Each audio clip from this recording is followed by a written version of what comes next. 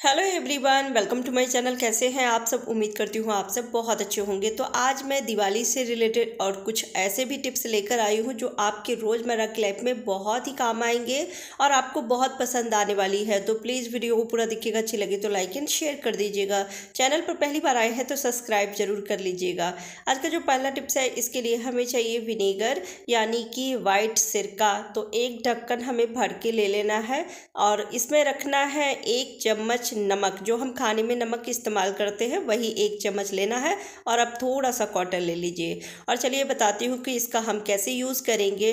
तो मिरर चाहे जो भी हो, ड्रेसिंग का हो या फिर वॉश बेसिन के सामने जो हम मिरर लगा के रखते हैं, उस पर जब पानी के छींटे पड़ते हैं तो आप देखेंगे वाइट वाइट उस पर दाग बैठ जाती है। और कई बार तो एकदम धुंधला हो जाता है शीशा, चाहे छोटी वाली हो या फिर वॉश बेसिन के पास हो या कोई भी शीशा हो, उसमें चेहरा बिल्कुल भी नज़र नहीं आती है। तो अब हम इसे कैसे क्लीन करें? तो इसको अगर आप इस सॉल्यूशन के साथ क्लीन करेंगे तो बहुत ही आसानी से और कुछ ही सेकंड में क्लीन भी हो जाती है और कोई मेहनत भी नहीं लगती है। तो इसके लिए आप विनेगर और नमक दोनों को मिक्स करके और कॉटन की मदद से हल्के हल्के हाथों से स्क्रब कीजिए। नमक की स्क्रबिंग का काम करती है और विनेगर से जो पानी के दाग बैठ जाते हैं, उस पर जो धुंधलापन आ जाती है, वो सब तुरंत गायब हो जाती है।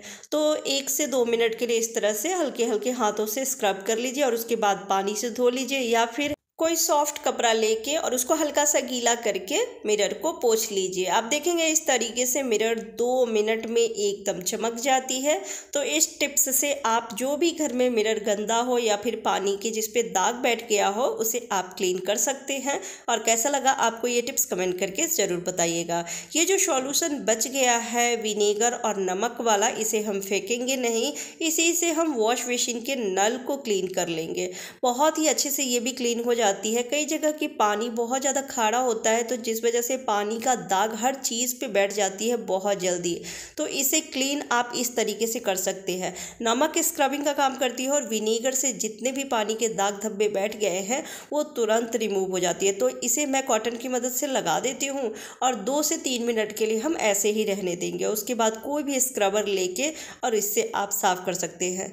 तो इस तरीके से आप वॉश बेसिन को भी क्लीन कर सकते हैं। ये बहुत ही बढ़िया सॉल्यूशन है। एक बार बना के ट्राई करके ज़रूर देखिएगा।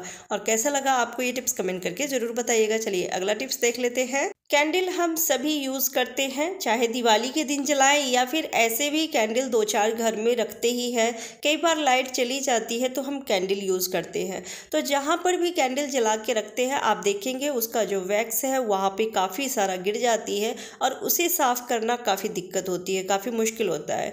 तो इसके लिए मैं यहाँ पर छोटा सा टिप्स बता देती हूँ कि जब भी आप कैंडल जलाएँ तो थोड़ा सा एल्युमिनियम फॉइल ले लें और उसको रैप कर देना है एल्युमिनियम फॉइल से।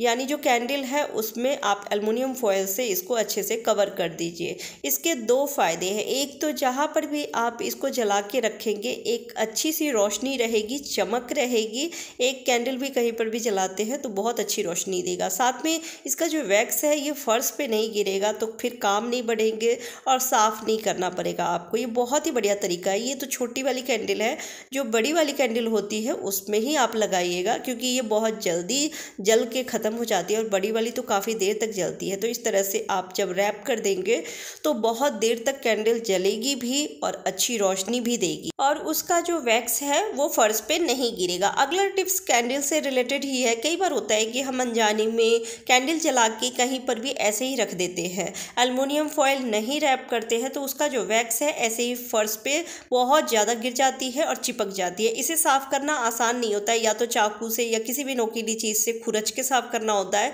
तो ये फर्श पे दाग बन जाती है खुरचने की।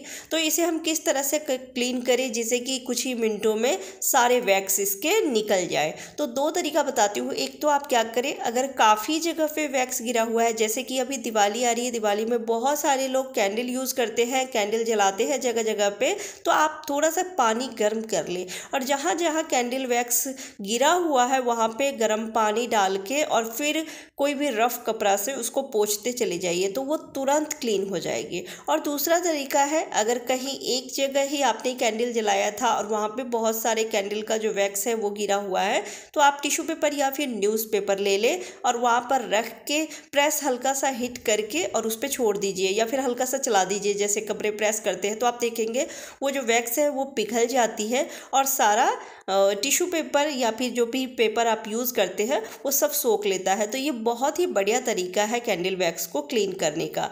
कैसा लगा आपको ये टिप्स, कमेंट करके ज़रूर बताइएगा। दिवाली में हम सभी दिए जलाते हैं और इसके लिए खूब सारी बत्ती मार्केट से खरीद कर लेकर आते हैं। क्यों ना इस दिवाली अपने ही हाथों से दिया की बत्ती बनाएं और फिर घर को रोशन करें, दिए जलाएं।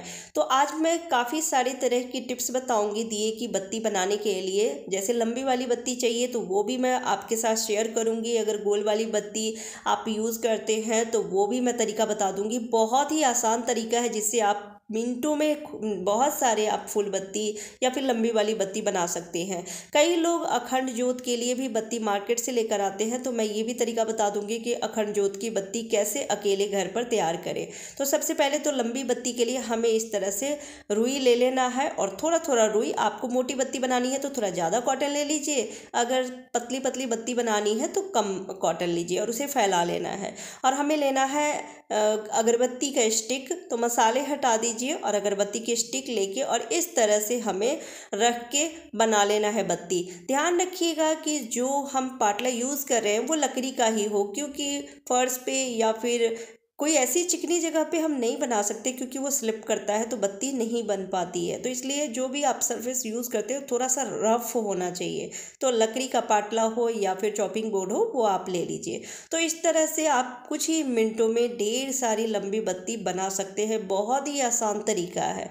दूसरा तरीका बता देती हूँ, गोल बत्ती बहुत सारे लोग यूज़ करते हैं। तो गोल बत्ती इस तरह से आप कॉटन लेके और उसको इकट्ठा कर लीजिए और हल्का सा कॉटन को खींच के दूध की मदद से हमें इसको टर्न कर लेना है। दूध ले लीजिए या फिर पानी भी ले सकते हैं। दूसरा तरीका बताती हूँ आपको, जो थोड़ा सा कॉटन लेके और पहले एक तरफ हमें टर्न करना है कॉटन को, फिर दूसरी तरफ टर्न करके और अभी दोनों मुंह को ज्वाइंट कर लेना है। इससे ये मोटी बत्ती बनती है और जब आप इसे जलाएंगे तो एक दिया ही कहीं पर लगाएंगे तो काफ़ी रोशनी बनती है। ये बहुत ही बढ़िया तरीका है। तो इस तरीके से भी बत्ती बना सकते हैं आप। कई लोग पंचमुखी दिया भी जलाते हैं मंदिर में, डेली पंचमुखी दिया जलाते हैं या फिर किसी त्योहार में। तो पंचमुखी बत्ती बनाना बहुत ही आसान है। आप ले लें थोड़ा कॉटन। आपको छोटी बत्ती बनानी हो तो कम कॉटन लीजिए, अगर बड़ी बत्ती बनानी हो तो आप थोड़ा ज़्यादा कॉटन ले लीजिए और कॉटन को फैला के हल्का सा और फिर दोनों को ज्वाइंट कर लेना है। और ज्वाइंट करने के बाद दोनों तरफ नोक इस तरह से हमें बनाने हैं और एकदम थोड़ी ज़्यादा ही नोक बनाइएगा जिससे कि हम जब ज्वाइंट करें तो ये बहुत ही आसान हो ज्वाइंट करना। तो इस तरह से आप बना लीजिए, 5 बना लीजिए और बनाने के बाद हमें हाथ पर रख के इसे एक तरफ से ज्वाइंट कर लेना है। ये जो चोंच हमने बनाया है ये एक तरफ से ज्वाइंट करना है और एक तरफ से हम अलग अलग ही रखेंगे। और उसके बाद आप देख सकते हैं कि ये पंचमुखी बत्ती तैयार हो गई है बनके। अगर आप डेली मंदिर में दिया लगाते हैं पंचमुखी का तो आप बना के भी रख सकते हैं। और रखने के बाद जिस भी दिए में आप बत्ती जलाते हैं, चाहे वो मंदिर का दिया हो या फिर मिट्टी की जो दिए आते हैं उसमें भी, तो इस तरह से लगा के तेल घी जो भी डालते हैं डाल के इस तरह से जला सकते हैं। इसकी जोत काफ़ी तेज़ होती है और ये बुझती नहीं है। जो मार्केट से लेकर आते हैं ना वो इधर उधर लुढ़क जाती है। अलग अलग से हम जलाते हैं तो कई बार बुझ जाती है एक बत्ती, तो वो अच्छा नहीं लगता है। तो इस तरह से आप पंचमुखी बत्ती बना के घर पे ही मंदिर में दिया लगा सकते हैं। बहुत ही बढ़िया टिप्स है, आप बना के देखिएगा। अगला जो टिप्स है वो है अखंड ज्योत की बाती बांटने को लेकर। मार्केट से जो हम अखंड ज्योत की बाती लेकर आते हैं बहुत ही महंगी मिलती है और इसे बांटना बहुत ही आसान है। बस 2 लोगों की ज़रूरत होती है। और अगर हम घर में अकेले हैं तो अकेले कैसे हम अखंड ज्योत की बाती को बांटे, कैसे तैयार करें। तो आप ले लें क्लॉथ पिन। बस एक बात का ध्यान रखना है कि जो भी चीज़ आप ले रहे हैं वो धुला हो। और थाली, प्लेट या फिर इस तरह की ट्रे कुछ भी लेके क्लॉथ पिन को उसमें सेट कर दीजिए और इसमें धागा को आप लपेट के और फिर आप इसको बांट सकते हैं। बहुत ही बढ़िया तरीका है। इस तरह से बांट लीजिए और आपको कितनी लंबी बत्ती रखनी है उसके हिसाब से इसको आप लपेट सकते हैं। ये इतना आसान तरीका है तो इस तरह से अखंड ज्योत की बत्ती आप घर पर ही तैयार कर सकते हैं। कई लोग अखंड ज्योत जलाते हैं, कोई भी त्यौहार हो या फिर कोई पूजा हो तो उसमें, तो आप घर पर ही बत्ती तैयार कर सकते हैं। बहुत ही बढ़िया तरीका है। आपको कैसा लगा आज के सारे टिप्स कमेंट करके ज़रूर बताइएगा। अच्छी लगी हो तो वीडियो को लाइक एंड शेयर कर दीजिएगा। चैनल पर पहली बार आए हैं तो सब्सक्राइब जरूर कर लीजिएगा। Bye bye, take care.